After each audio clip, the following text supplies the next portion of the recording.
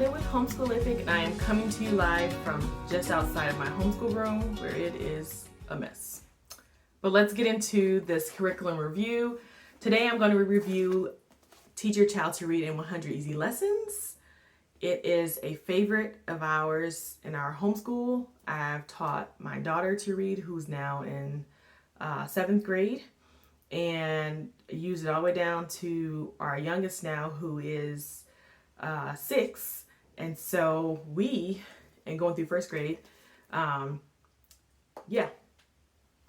can't say enough about it, but you're going to find out very soon. Just listen. So I thought I'd give you guys just a quick look at what the lessons look like and how they're broken up into tasks. And so this is lesson 1. I'll show you what that looks like over here. And it stops here. And then we'll go to lesson 50. And then I'll show you what lesson 100 looks like. Okay, so here begins lesson 50. So we're working on the ch sound. And we have our tasks. And if we come up here, task 3.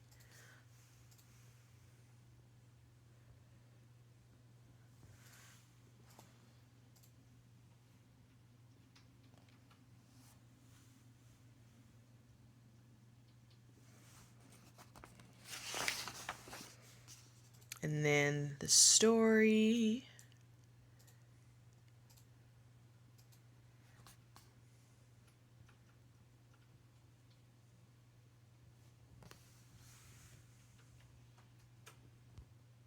And lesson 100.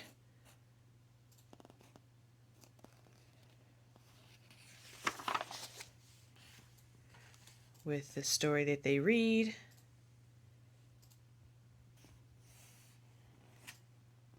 And if you notice here, let's see, turn this page. You've got your picture finishing up the last of the book. And then that's it.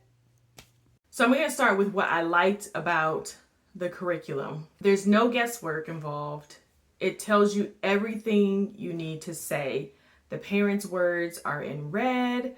The words that you expect your kids to respond with are in black, and you don't have to guess at anything. You're not reinventing anyone's wheel. You're just following the blueprint. At the beginning of the book, there's a parent guide. So the parent guide shows you exactly the method that they're using, which is, I believe it's called the Die-Star method. And that method focuses on teaching your child phonics first, and there's, I forget, the letters in which the combinations that they're learning, so that they can have words that they're working on, so that they can, in the first few lessons, start reading on their own, which is a huge encouragement to a child to know that I just read a story. Even though that story was 3 words, it was a story. It told a story, and I did great. And so there's that confident boost this at the beginning. So it teaches the parent the hows and whys of the system and why it works, why they do it, and how it works.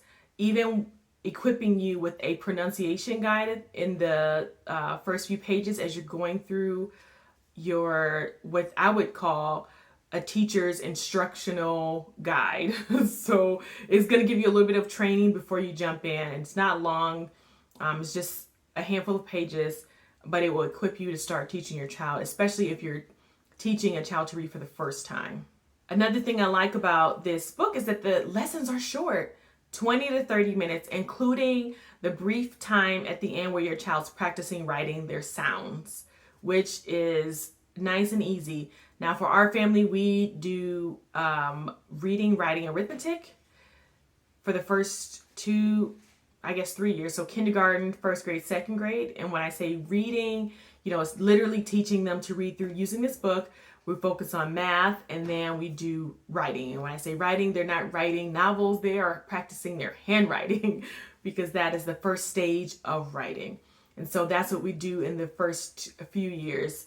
leading up to third grade, and then things start to change for them. But this is the first step, and this book. Let me keep going before I get distracted. Okay, so there is this fun little thing that they do in the first, I don't know, maybe 15 lessons, or it may be longer. I'm just guessing at this point. But in the beginning lessons of the book, there's a part where they focus on this game called Say It Fast. And so you tell your child, let's play Say It Fast. And so you say a word slowly, and they have to they have to say the word that you said slow, fast. So for example, you would say, and you would tell them, say it fast now, and they would say, am, right? And so I love this method because it's teaching your child to sound out the words, right? We want them to hear the sounds in a blended form. A lot of times you'll hear children read like right? And they're trying to make the word come together with these quick sounds. And when you're teaching your child to sound out words, you need them to it needs to be a seamless melody of a sound, So there's the am, right? And so I love that. It's genius. It helped our kids. They're learning in the beginning so that they're blending the sounds together really nicely as they go further into their lessons. I also really enjoy the black and white pictures. Now, they also instruct you to cover the picture up while the child's reading the story so they can focus on the story without trying to take hints from the picture. Now, black and white pictures, when you're learning to read, may not sound exciting, but it's essential because you don't want a child distracted by the colors of the book. You want them focused on reading the words. And so we usually use a post-it note there to cover the picture, and when we pull it up, they're focusing on the details of the picture and not on necessarily the colors, which I appreciate in early readers when you're first teaching your child the method behind the madness, right? Okay, so another thing that I appreciate is the seamless transition from the letters with the accents and just the regular letters, right? So when they're reading in the book, it shows the straight line or the curved line for, that short E sound, the curve. So you've got the E says or the line over the E, it says E, right?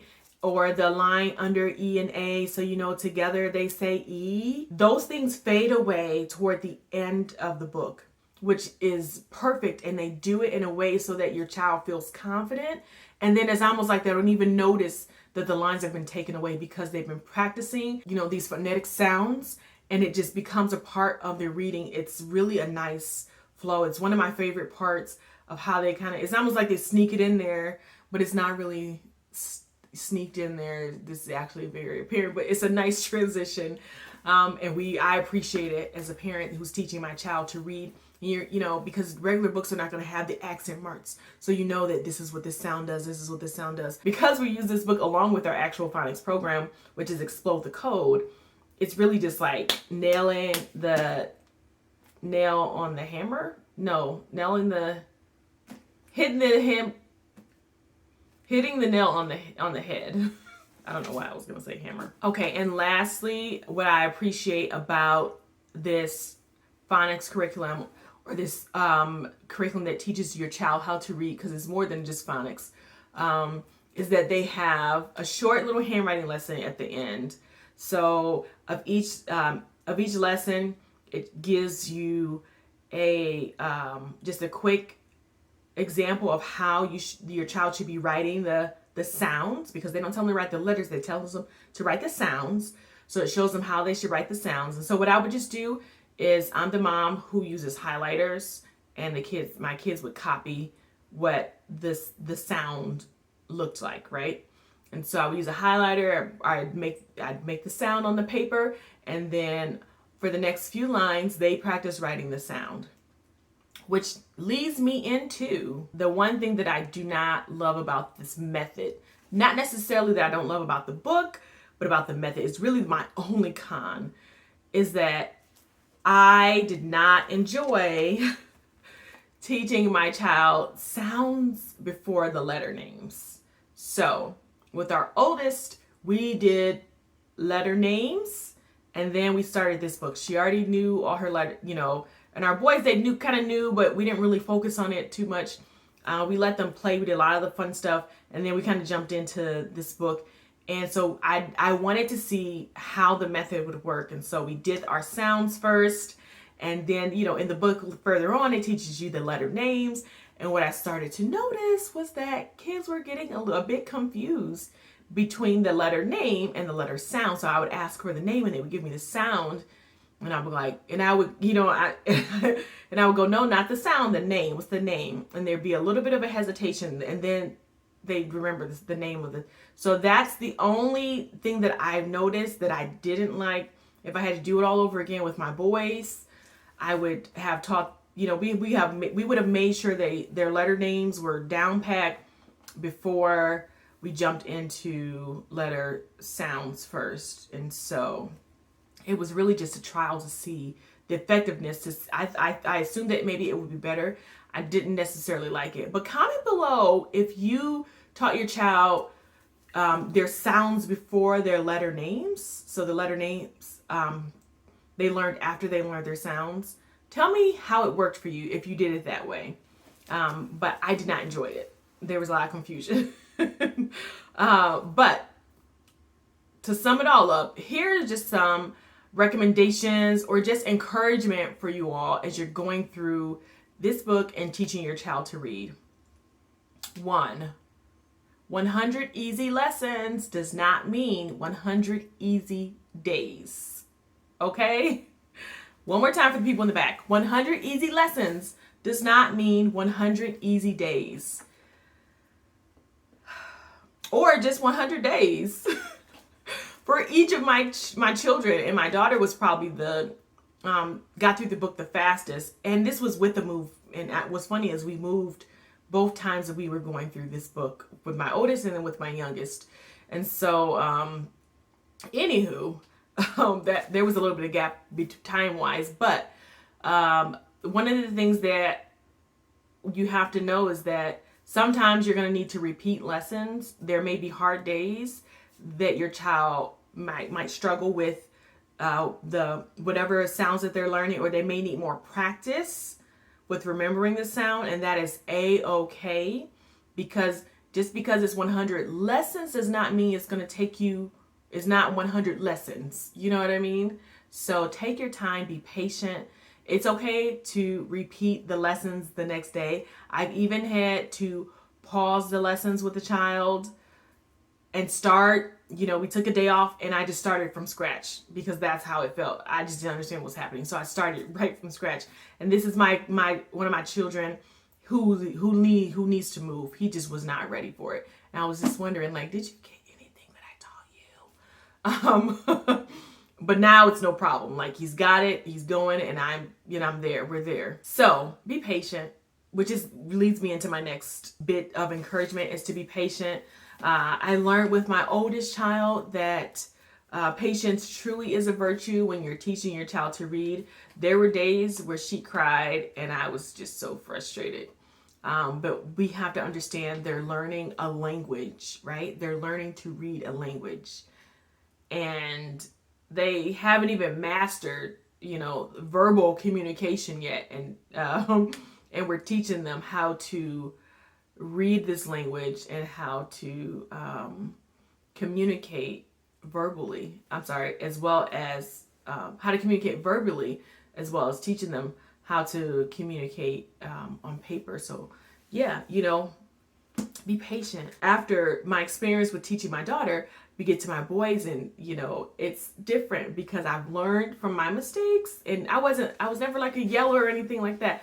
But what I would say toward the end of my teaching my daughter, I started to train myself to just say, okay, if she would, say a word, and it's, the frustration would come in not as they're learning, but as they're guessing, right? Because sometimes it gets difficult and they want to please you, so they're just going to guess at this word. So they're going to sound it out. They're going to say the duck. No. And so instead of like, the blood rushing to my head, I trained myself to say, well, that's not it. Let's try it again. Let's sound out the word. And I would just have them sound out again. That's not it. Let's try it again. Let's try it again. And with no emotional tone in my voice. So there's things that you practice as you're teaching your child to read.